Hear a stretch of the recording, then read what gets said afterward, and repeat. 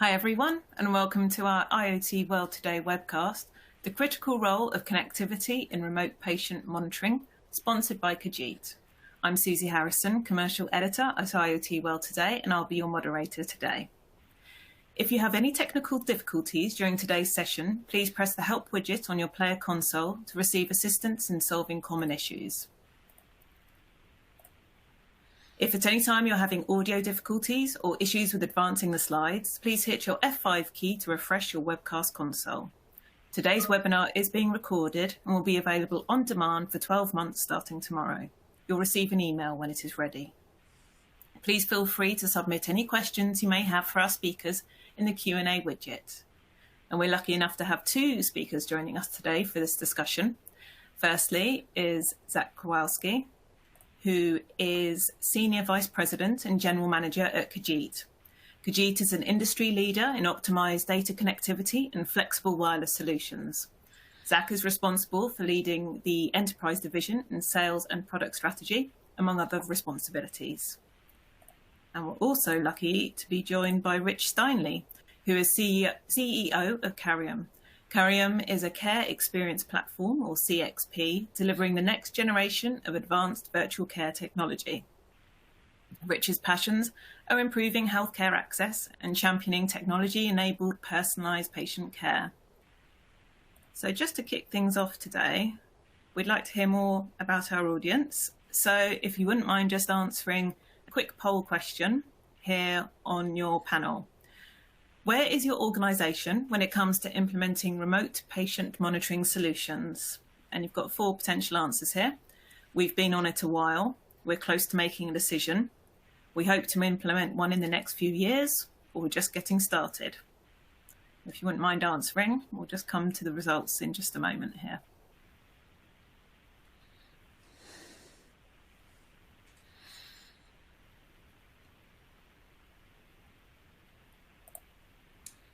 Okay, so let's look at our results here. So we've got a tie, actually.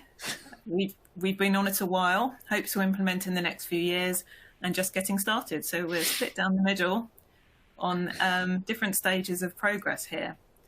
So I'm now going to hand over to Zack, who's going to introduce our webinars for us.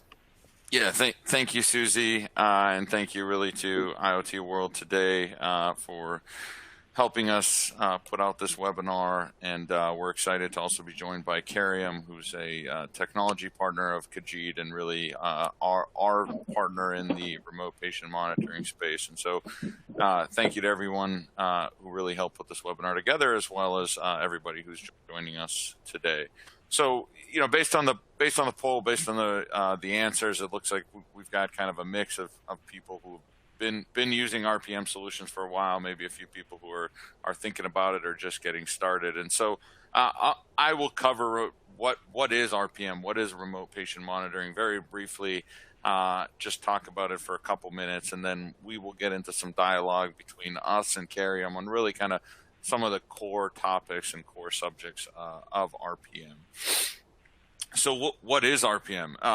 You know, to put it really simply, you're trying to monitor a patient remotely. That can vary, obviously, in many different ways, but at its core, that's what it is. You are trying to remotely monitor a patient's health, right? Things that were previously only done maybe in person. You know, for example, I go to a doctor's office and I take my blood pressure, and it's typically a lot higher than it is when I measure it at home, right? And that's a one point in time type measurement where really being able to collect the recurring ongoing data, you know, is proven to show much better, much more consistent results than that one blood pressure you take maybe every 4 months or 5 months when you go to the doctor's office. And so certain things are only possible to do remotely. And when we start really moving to remote patient monitoring, we start realizing a lot of those benefits. So what are the core components of remote patient monitoring? You know, so some of these are obvious. Some may be a little less obvious, and we'll get into a little bit more discussion, even breaking these down a little bit further. But at the core, we need sensors that are collecting the patient data, and that might be a weight scale, that might be a pulse oximeter, that might be a blood pressure cuff, right? So and they go obviously a lot, more advanced and further, continuous glucose monitoring, right? And so there's all sorts of different health sensors that are monitoring patient data, some in a continuous form, some on demand when they're used, but those all fall under the sensor category.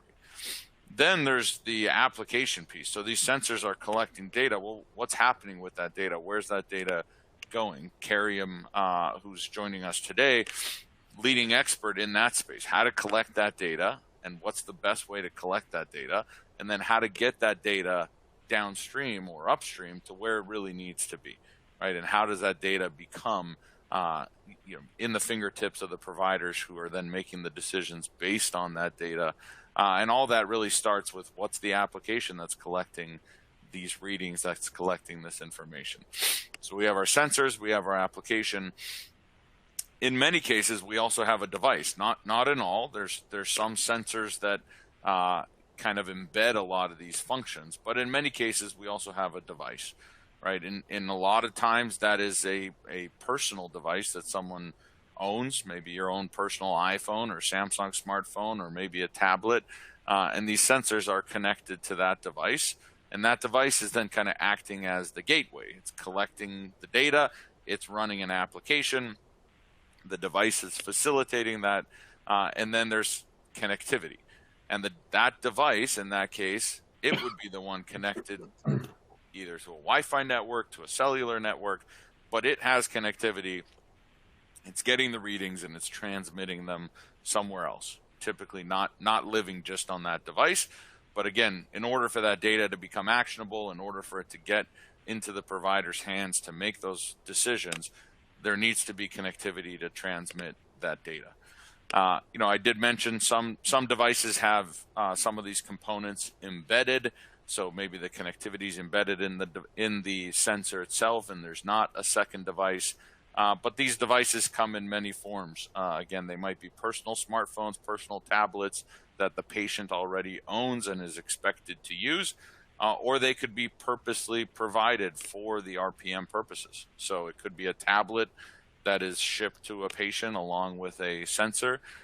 It could be a simple gateway that's just plugged into the wall and is just gathering those readings and sending them off. So they come in many shapes and sizes, but again, the core components, we have our sensors, we have an application, we have a device, and that device has some form of connectivity.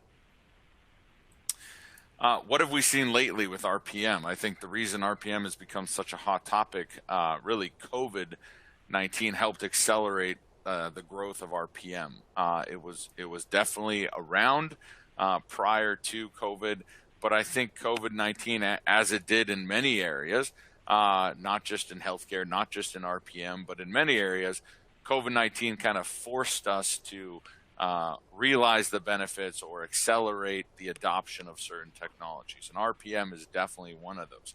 RPM grew 19x, right? 1900% from 2019 to 2021. RPM billings grew from 20 million to 400 million in a 2-year span, which makes it the fastest growing area in healthcare, right? Again, these were patients who were previously maybe being monitored at a doctor's office. During the pandemic, they maybe weren't allowed to or weren't able to go to that doctor's office for those measurements. And so there was a adoption of RPM that was significantly accelerated due to the pandemic, which is what we're seeing here. Susie, I'll transition it over to you. Right. So, Zach, perhaps you can start us off by talking about the components of a successful RPM solution. Yeah, thank you. I mentioned the components previously, and I think the key word, the difference here between what I talked about a minute ago and this, is the word successful. There can be many components in an RPM solution. The question is, what makes that RPM solution successful? And those components aren't necessarily always the tangible ones, right? There are the obvious tangible components, the sensors, the devices, as I mentioned. But there's also some intangible components that are really required in order for a successful solution in order for it to work the way you expect it to work. And, those include many times requirements and how is a solution being launched and what are the integrations that need to happen, right?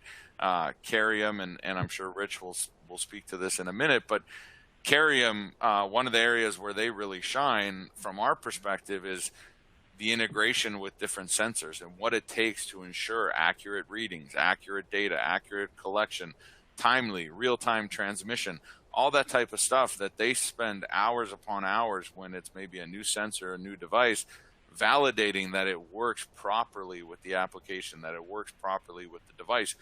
Those are all components of what ultimately leads to a successful solution. Furthermore, you also have things that aren't necessarily traditional healthcare related. You have all of the supply chain and logistics that goes around managing an RPM solution, right? Who is procuring the RPM sensors? Where are they coming from? Who's procuring the devices? Who's configuring them, right? Inserting maybe SIM cards. How are those SIM cards connected? How do those devices get ultimately to a provider and even more importantly downstream to the patient? And so all those aspects really, in my opinion, are important for a solution to be successful as opposed to just a solution. Putting together 4 pieces that according to documentation are supposed to work, that's easy. But does it actually work? Does it actually accomplish a mission of what RPM is supposed to do? That really requires a lot deeper, a lot more work.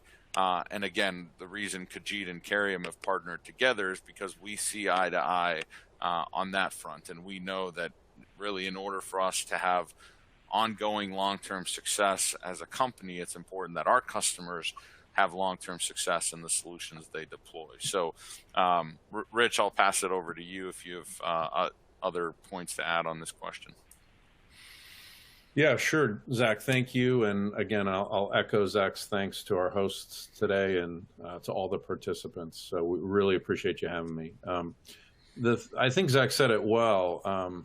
As technology providers, part of the struggle and the challenge that Zack and I and Kajeet and Carium will always have is when you want to touch patients with technology, you have to be really careful. And so I would add a couple things to the answer to what makes it successful. And really those other elements have very little to do with the technology, right? One is, I think on the provider side, there's got to be a really clear and coherent strategy of the care that you're trying to deliver via these means, why you're collecting this data, what you're collecting, what results you're targeting when you get it and when you collect it.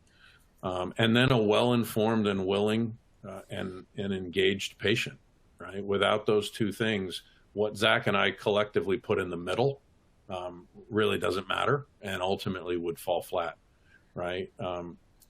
As it regards that solution, I would touch two things that Zach said, and that's quality and accuracy, right? If we don't do that job in the middle, then I think that we really hurt that care relationship and that care continuum. But, as he said, that's why we're partnered together because we believe in that from one another. But I think the patient and the caregiver side is just really critical there. And then the partner that you choose, right? If that was the three-legged stool. And then if Zach and I and our companies do our jobs, the technology in the middle ought to ultimately feel pretty invisible, right? Because then what you're getting at is not a reading from a sensor, you're getting at my blood pressure, right? And what you're going to do with that and how it fits into the care continuum of my disease state or my particular condition. And so I would just offer that as some additional color to what makes this ultimately successful.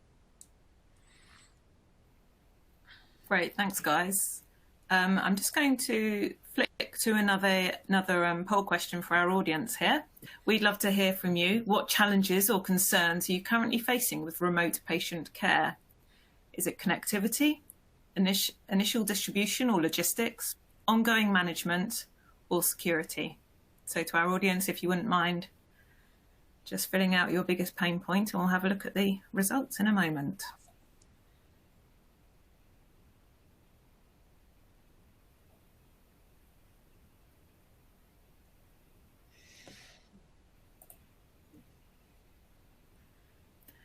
So we've got mainly security, 2/3, and also a little bit of the connectivity concern. So interesting stuff. So let's move on to our next question. So what are the pain points that healthcare providers are facing when it comes to implementing RPM solutions? And I think, Zack, if you want to tackle that first. Sure. I would probably separate the pain points really into two main categories. I think, the question talks about implementing RPM solutions, which would maybe assume that we're asking about kind of what are the pain points that are happening at the beginning. And I would categorize pain points really again into those two categories. We have maybe initial implementation, initial pain points that come from the launch of an RPM solution, and then we have the ongoing piece. The initial piece, I'm going to say is a bit expected, right? I think you're implementing a technology solution. As Rich mentioned, there's strategic questions on how it's getting to who, what are the outcomes you're looking for, right? All of that needs to be defined. Then we need to start mapping out, okay, well, how is this actually going to work?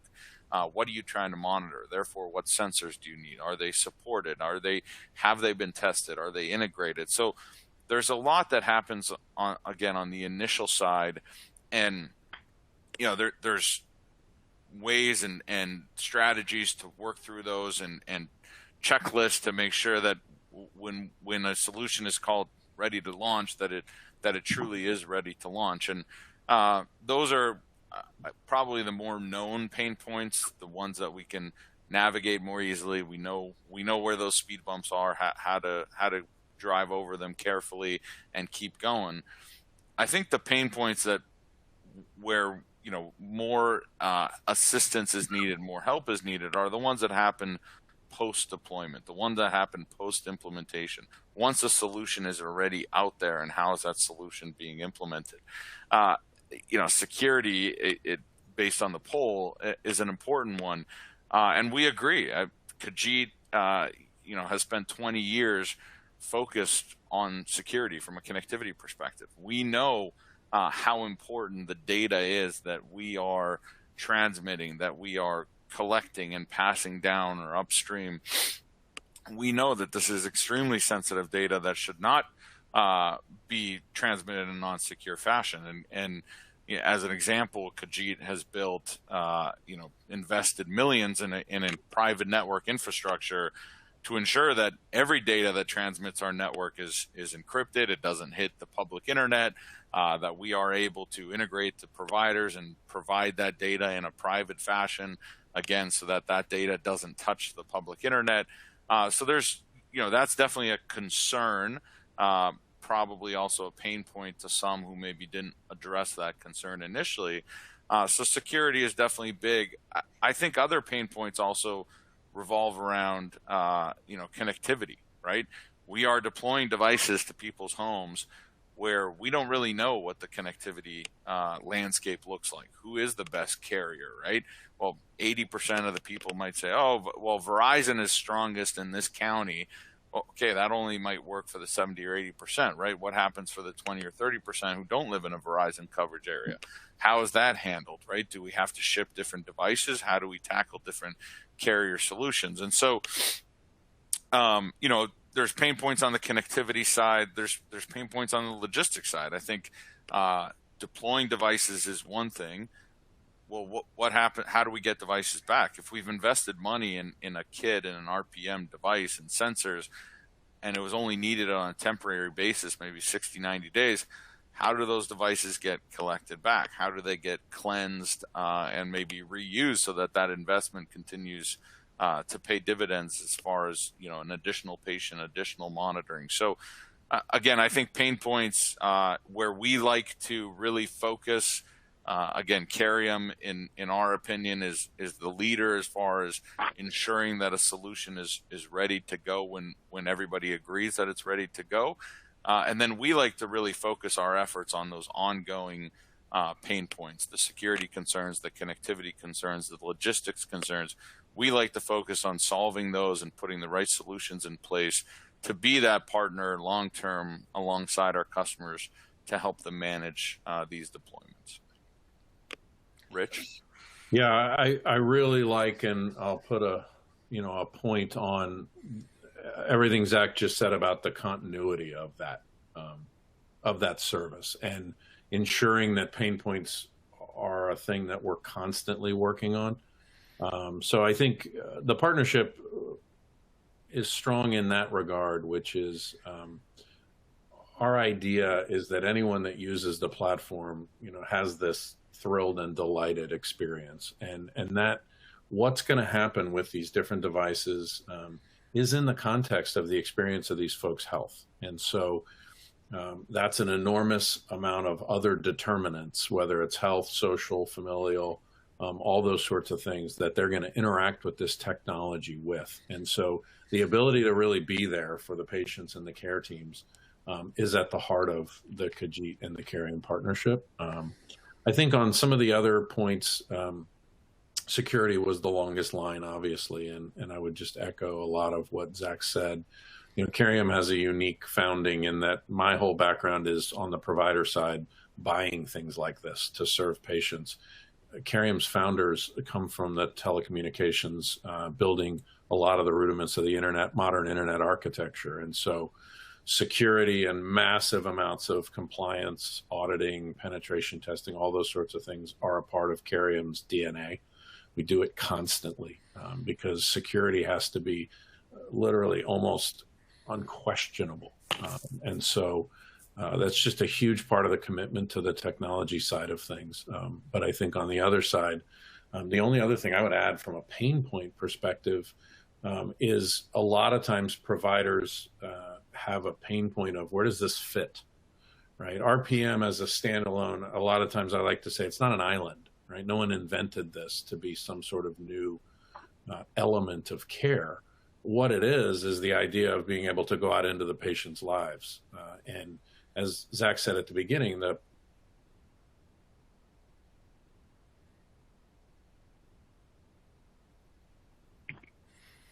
We might have lost Rich care to temporarily. To enable value-based care, and to really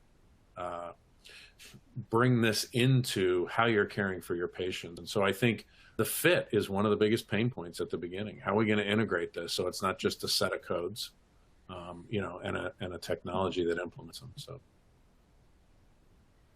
thank you. So what are the necessary steps taken to get a new customer set up for success with their solution, such as receiving and interpreting patient care? And I think we're going to go over to Rich for that one first. Yeah, thanks. So I think, again, I'm going to probably separate this, and then, Zach will pick up a lot of that from a logistics and technology perspective. But again, I would separate it into the steps that are taken on the care provision side, and to be able to get ready for that. And then we'll talk about the technology a little bit more. So, and then what to do with that data. So, a lot of this starts in the provider side from a strategic perspective. So they start with care strategies, care technology strategies. Certain contracting strategies are going to drive more of this. And so ultimately, and how it gets paid for, those sorts of things, whether it's the set of codes that are enabled in typical RPM solutions, or whether it's more of an enablement and health outcomes in a value-based type thing. Those are always the first steps that come into this, and then a commitment on the side of the care providing organization to be able to interact with their patients this way. And so we see a lot of those steps be taken long before they ever get to a vendor and a vendor selection. And then I would say, there's a really comprehensive, and I'll probably leave some room here for Zach to talk through specifically how Kajeet sets up a customer for success with the solution.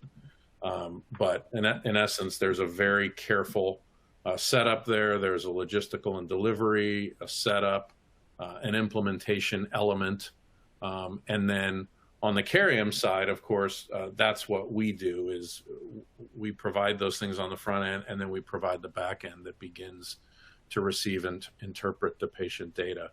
The last thing I'll say about that is there's a configuration element that happens on that back end so that the care teams that are receiving this data and then beginning to make use of it as critical information with the patient have an opportunity to customize what that back end looks like. And so whether it's particular disease states, whether it's comorbidities and multiple disease states, whether it's a particular condition or just something that they want to add to the base chart, whether it's annual wellness, things tied to the annual wellness or those kind of things. And so there's sort of a strategy taking place on the care provision side that says, let's make sure this data isn't random, that it isn't siloed, that it isn't ignored, that it's critical. And then ultimately, where does it go from there? If Carium collects it, puts it in that meaningful interface, where else does it need to go in the chain, in the care delivery organization? Does it need to go into the EHR?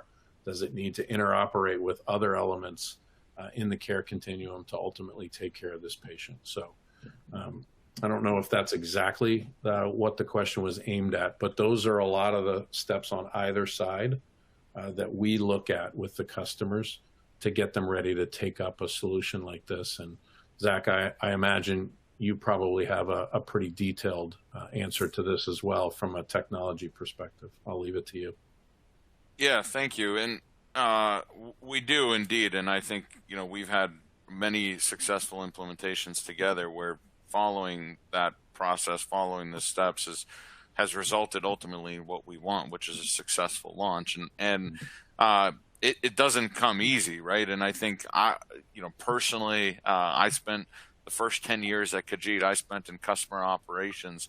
I've transitioned over the last year onto the business side. But, those 10 years from a customer operations perspective, I'd rather invest 80, 90% of the time up front to minimize how much time is spent ongoing, because solving problems post-implementation, solving issues post-implementation is just so much harder than pre-implementation. And so it goes back really, Rich, I think, to what you mentioned, which is the strategy. Well, what does this look like? What's the vision? How do we want this to be rolled out? And, today we're seeing things that really vary a ton. Like, we are seeing providers who want to provide internet connectivity for the entire household, right? RPM, it's driven based on, well, we really need to get remote patient monitoring set up, but maybe due to certain government funding that's being used in certain provisions, it's, well, we also need to provide internet connectivity to the house, right? Another thing that COVID-19 accelerated is, how do we address the digital divide in this country? And so, we're seeing certain implementations where it's, well, yes, we're providing this device or this gateway to the house, but it's not just to collect patient data. It's also, we want that individual to be able to maybe go job seeking or job hunting or other things online, right? Or they, in many cases, we see telehealth as really kind of a twin brother, twin sister to remote patient monitoring, right? So now you're into a device that needs to be capable of a video conversation and video calls, right? Which is different than just transmitting healthcare data. And so understanding those components up front and really talking through them and what that means from a requirements perspective is what ultimately leads to a successful setup, right? And if we understand those up front, then we know how to address them. We know how to put the right plan in place. And I'm just going to end with testing, right? I think that, you can talk and map out and put documents together all day long, but at the end of the day, it's really testing on all fronts, right? Testing on our side, Carium side. We sign off, it's good. Customer does their testing. They sign off, maybe have a few, patients that are part of kind of an initial pilot. And it's really, the more we do that and ensure that along the way, everybody's seeing what they expected, it's checking the boxes, then we know we're going to have success as we move forward. So, Rich, can you tell us a little bit about how you help to ensure providers are getting reimbursed? Sure. Yeah, there's a lot of tools just embedded in the system that do this. when I was on the provider side, the very first RPM solution that was brought to me was a list of codes and a spreadsheet.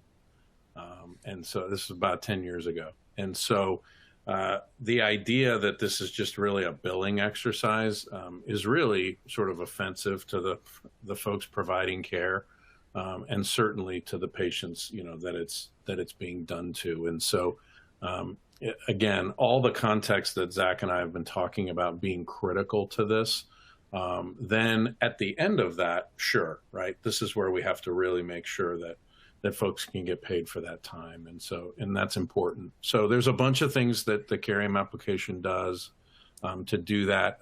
We've got all those time tracking elements built into the system. So the minute someone's engaging with a patient, those things are going off. They're firing asynchronously. They're collecting all that time. We integrate with all the Bluetooth and cellular devices so that when things are being collected, we're reading that. You can also take manual readings. We download all of that to dashboards for the care providers in question, reports that talk about all the monthly readings, drop the codes in that should be billed for those things, send reminders proactively if certain folks in the population are close to the monthly time requirements, or if they need to be reached out, maybe they haven't interacted in a certain number of days or a certain number of cycle, that can all be tailored. And so we remind and help the care providers with all those sorts of things. We build smart lists of patients to target, so folks can go out and do that. And then we package all of that up and deliver it to the care providers that can be exported and put into their billing systems. So there's a lot going on there, but again, that really just should be something that's going on behind the scenes, behind the care, sent over to the billing department, and then effectively monitored and billed for. So those are some of the ways that we make sure that that's getting done. Yeah, I don't have much to add to that one. I think this is really a lot of Carium's domain. I think where we have been able to complement that a little bit is anomalies or abnormalities, right? So because we are seeing the connectivity from a usage and utilization perspective, we can provide reporting on not just the RPM utilization and which readings are making their way to Carium and what does that utilization look like, but device utilization, right? Our tablets, our tablets or smartphones being used, but we're not getting readings down to Carium, right? So meaning a patient has a working device, they're using it for other things, but they're not actually recording their readings the way they should, right? And that's different than maybe a device that's not working at all. And so, we've been able to complement that with certain reporting and alerting to really be able to call some attention to this doesn't quite look right, or, these devices maybe need some attention, or we were previously seeing readings on a recurring basis from these devices, and now they've been, dormant, despite, again, we're seeing maybe usage going elsewhere, just not to the purpose of remote patient monitoring. So we've been able to complement it a little bit just from a reporting perspective because of the analytics and because of us being in the connectivity path, just to be able to alert on that a little bit. Thank you. And Zack, how do you continue to evolve your solution to cater to different monitoring needs and technology enhancements, things like that? Yeah, great question. I think I've touched on a few kind of these, adaptations or maybe evolutions as I've been going through. But, we're seeing really kind of a few different main streams, right? One is towards simplicity. Simplicity is great. And by simplicity, I mean maybe moving towards embedded devices, right? No tablet, no smartphone, and it's a sensor, and that sensor has its own connectivity, and that connectivity just transmits the data to where it needs to. And from a patient perspective, all they really need to know is press that power button, stand on the scale, right? That's all you're asked to do. Do that, X many times a day. That's it. You don't need to learn how to use it. You don't need to anything. Simplicity. On the other hand, we're starting to see, as I mentioned a little bit ago, a shift towards, well, we're providing connectivity. We want to maybe take advantage of certain funds or certain FCC funds, certain government funding. And in order to do so, well, we need to provide connectivity to the house. Well, and if we're providing connectivity, we actually want to provide 5G connectivity, right? Or we want unlimited connectivity. And we want to get into what that connectivity looks like, right? Or in some cases, we want to provide connectivity, but we only want it to be able to be used for X, Y, and Z, right? And so, again, they're kind of going in two different directions. Simplicity, which has its own benefits, but also a more advanced solutions, which also has its own benefit, right? I think certain regulations, regulatory changes, one of which is a 2023 change around, what's considered a remote visit, right? And can audio only interactions between a patient and a doctor still be considered a reimbursable visit when you're not using video, right? And what does that look like? And so, the shift towards, that patient-doctor interaction, patient-provider interaction has to include video and has to be a rich interaction. Well, now, you're kind of forced to go down the path of, well, I need a more capable device.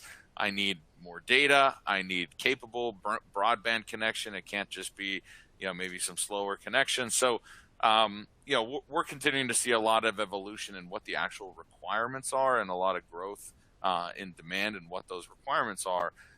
And we're tailoring our solution, obviously, to fit that as far as maybe which devices we offer. What are the right devices depending on which way it goes? How can we, even in the areas where we're going down the path of simplicity, how can we still provide a rich experience to our customers and our partners around data monitoring and data reporting, and again, being able to look at that scale that has no interface whatsoever, but be able to provide maybe some alerting to the providers on, is that scale being used at the right intervals? Is it being used properly? How can we get some proactive management? So lots changing on that front. And then I think where we've been investing in our solution is, how do we help providers scale in RPM? We saw the graph at the beginning of the presentation. This is continuing to grow. Certain codes which were previously temporary either continue to get extended, or they are becoming permanent reimbursement codes. And so the RPM is not going away at this point. There's no putting this back and no putting this genie back in the bottle. And so we want to help providers scale these solutions, right? And so in some cases that means offering API integration between, maybe our logistics platform and a provider's platform, right? How can we ship RPM kits directly to a patient's house, right? So that the provider maybe isn't in the middle having to facilitate those logistics processes, right? How can we be on the reverse side and provide the right API data and the right integration to be able to automate that collection and reissuing of certain devices? So integration, APIs, automation, really in an effort to drive scale is another area of investment. And then lastly, I'd say connectivity, right? In the poll earlier, connectivity was one of the main concerns as far as, how do we deploy at scale when maybe, again, as I mentioned, certain carriers don't work everywhere, right? And so, last year we launched a multi-carrier SIM that, single SIM allowed connection to 3 carrier networks in the U.S.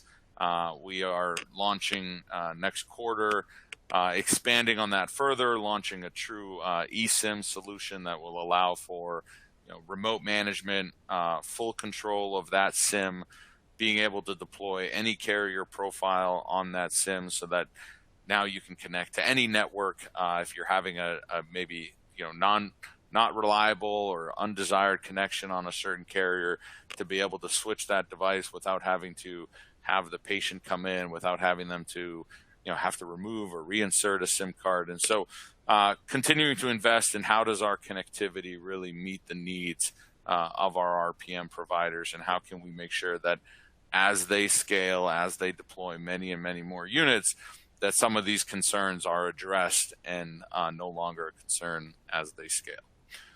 Rich, I'll pass it over to you. I know from a technology platform side, you guys are also investing and growing as far as how your platform caters to the ongoing and changing needs of RPM.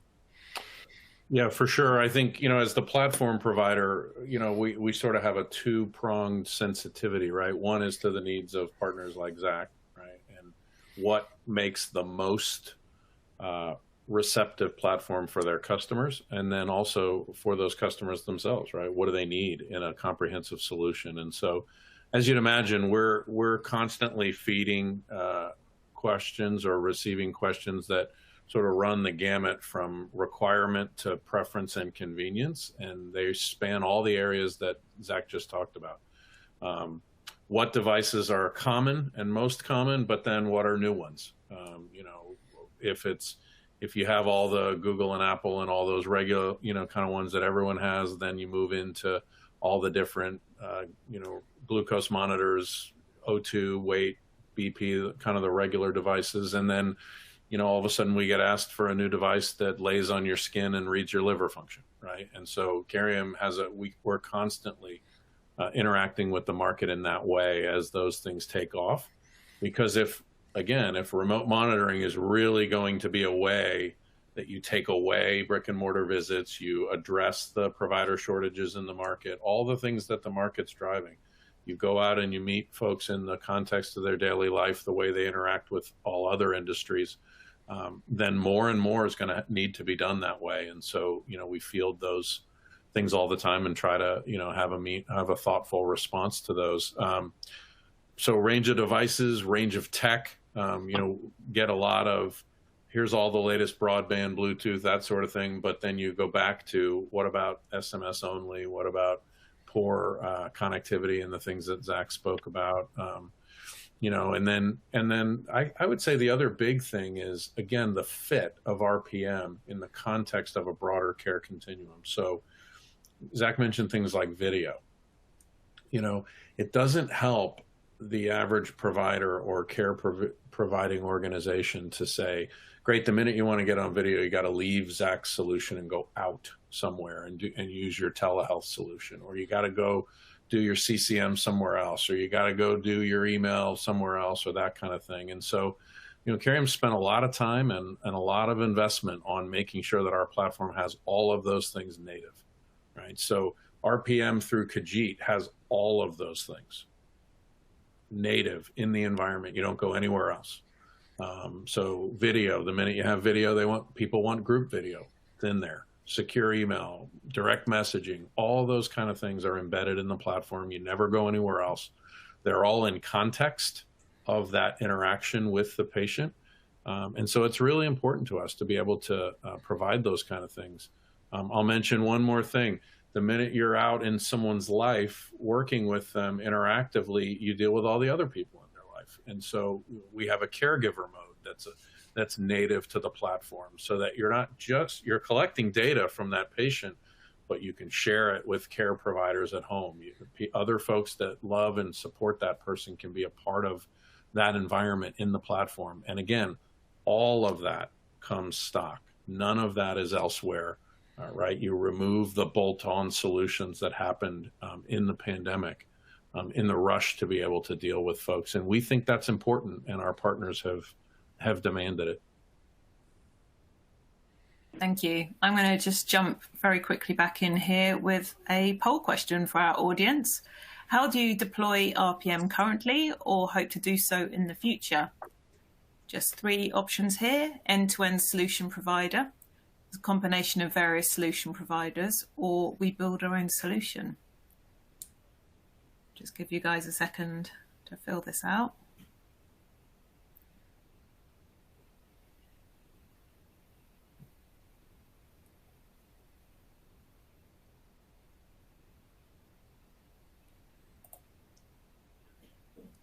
Okay, so we've got a full house on end-to-end solution provider. So I'm just going to wrap up here. I think, Rich, if you can tell us, importantly, what's next for the RPM industry. Sure thing. So Not surprisingly, that poll result is music to both Zachs and my ears. We would raise a glass at that answer, but in all sincerity, I think what's next for the RPM industry, and if I can, I'm going to deconstruct that a little bit, and I'll say what's important for it is that it knows its place within the overall care delivery industry, right? And that it doesn't either make itself or consider itself an island. RPM, remote therapeutic monitoring, any of those type of things have a place in the care continuum. They're tools to be able to affect the health and direct results in the well-being of patients. And I think what's next for the industry is to really recognize its place and to understand that. I'll take us back to some of the questions about data. The reason for the failure of all the DIY health monitoring tools, right? Whether it doesn't matter how popular the current watch is or anything like that. The truth is most collection of healthcare data, nothing is done with it. It either sits somewhere on someone's servers that never get interacted with, or we all have that drawer where we discard our devices and it builds up, and then we try to give them away sometime. And so that's not helpful, and we don't need an industry that just does that. What we need are a comprehensive end-to-end set of tools and partners that really can say to these care providing organizations, what's your goal with your patients? How do you want to directly connect with them, collect critical information on their health, put it into the context of their care journey, and then help them walk that out? And I would say in general, that's the way that we believe, I think I can speak for Zack too, that the industry's going. It's why we speak to the comprehensiveness of a solution and a platform. And then it's also why we put such a heavy emphasis on our customers collectively, right? The providers, because healthcare is not a DIY industry. Right. And that's why I mentioned all those different devices is, if you may do remote banking, it doesn't make you a banker. And so no one's sitting at home that is interacting with someone, collecting their data and looking at, any kind of reading. That doesn't make them a doctor. It doesn't make them a care provider. And the connection between those two in the context of a health journey is where I think the industry's going and where I think RPM needs to be a critical function and an enabler in that context. Zack? Yeah, I would echo the end-to-end solution piece, and I think that's why we are partnered together. And Kajeet is not the healthcare expert, especially not when it comes on the provider side. But we know we are the experts when it comes to connectivity and how to manage the logistics and manage the deployments around RPM. And so partnering with Carium, who are the experts in the RPM piece from a technology platform perspective, and providing that customer and patient experience, the two together, we know where we excel, we know where they excel, and the two together is how we really believe we're going to cater to the needs of the RPM industry for years to come. It's growing quickly. It's the growth is not stopping anytime soon. And so, we know that those demands are just going to get bigger and bigger. We believe funding and regulatory changes are going to continue to move towards a richer experience, more data, more requirements, and we are partnered together in order to address that and really continue to grow with the industry as it grows. Thank you, Zack and Rich.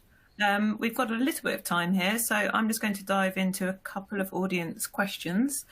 First of all, how can RPM solutions fit into a broader technology and innovation strategy, such as telehealth or chronic care? Don't know who wants to start with that one. I'm happy to jump in. I feel like I've touched that some throughout the questions. So I love the question, and I would just kind of affirm it to say that the asker has it right, in my opinion, which is where does it fit within those things?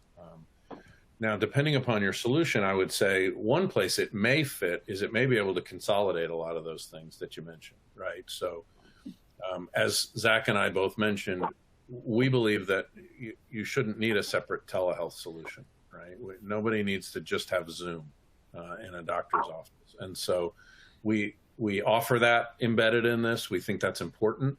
So some of those things we think ultimately you can just sort of take away, right? They came of age during the pandemic, but now looking forward, we think that you can have a more comprehensive platform than that. But on the other things, it fits where it fits in the care continuum. So if you have a complex case management or a disease management function, then where does RPM fit? It fits right where you want to interact with on an initial and then an ongoing basis with the patient to draw that critical information in to make those clinical decisions and to design the plan of care and go forward. And so I think you're right on if you're thinking, how do I do this from a care perspective? And then when do I want those things that RPM provides? And then that's where it would fit. And then you find the partner that can deliver it to you right there. And how do companies like Carium ensure data is actionable for care teams and it's engaging for patients rather than being sort of laying stagnant in digital storage, which I know you touched on a little bit earlier. If you wanted to expand on it at all. Sure thing. I think, again, I'll touch on the question and pull out the word, how do you present it? So multiple ways and by multiple means. I think some of it, we allow all the user interaction or the patient interaction to be on their phone in common feed type interfaces. And so it could be that we take their data and give it back to them in either easy to read informational things. We may provide education based on what their data was or prompts based on that. We may provide kudos and rewards and things like that so that it is in the context of their daily life, not, hey, come read this medical chart, right, that they're used to going to an office for. And then on the other side, same thing. We want to put it into the right systems that the care teams are using and strategically put that in, whether it's an EMR, whether it's a care planning application, whether it's a workflow planning application, whether it's referral-based workflows and things like that. So we want to take the data in both cases, caregivers and patients, and put it into the context in which they're used to either directing or receiving their health-related things and not have it be a data store. And we spoke a little bit earlier about security and that being a sort of key pinch point for people. Could one of you perhaps speak a little bit more about the security level of the data that's going through the cloud? Sure thing. You want to start with that? I can speak to the connectivity from a security perspective, and then maybe Rich, you can add from a platform perspective. But from a connectivity perspective, we Kajeet have built private networks with all of our carrier partners, dedicated networks between us and our carrier partners. That data is encrypted. Those connections are encrypted. The devices, they are not addressable, nor are they accessible from the public internet. They are sitting behind our private network. And what we typically see with our providers in the space and our customers in the space is they don't necessarily want this data being transmitted over the public internet, right? Although that's an option if they have a public hosted cloud storage where they want it, or how that gets transmitted, that's an option. But we have a solution called direct access where we can route this data again over private networks, non-accessible IP space, so that data is going to a cloud platform without having to first exit out to the public internet. Yeah, I would just, things I would add to that are on our side, all of our solutions are HIPAA compliant. They're SOC 2 Type 2 compliant, audited every year, externally audited. I mentioned multi-point penetration testing multiple times throughout the year. And again, sort of the architectures that it was built on have always stressed that and continue to. We've never had a data breach. And so, we believe that to be a hallmark of our solution. Great, thank you so much. So we've come to the end of our time here today. Thank you so much to Zack and Rich. And before we go, I'd also like to thank Kajeet for sponsoring today's event, and of course, Zack and Rich for this great discussion. Just a reminder to our audience that this webinar will be available on demand starting from tomorrow. So please feel free to come back and review it. I'm wishing you all a great day or evening ahead. Thank you. Thank you. Thank you so much. Thank you, everyone.